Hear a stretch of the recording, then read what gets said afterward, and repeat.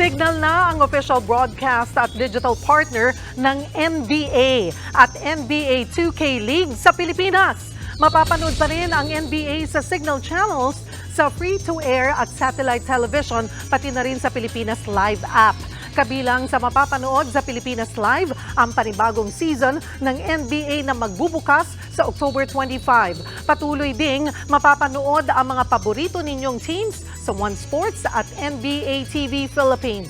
Signal din ang kauna-unahang presenting partner ng NBA 2K League Asia Pacific Invitational Tournament. International qualifying event yan na gaganapin dito sa bansa ngayong taon. What's up mga kapatid? It's your sports Tito Mike Reyes at huwag magpahuli sa mga umaaksyong bakbakan at harapan sa loob at labas ng bansa. Para sa mga pandi ng sports news, mag-follow at mag-subscribe sa social media pages ng News 5. Alam nyo na ha, peace and love.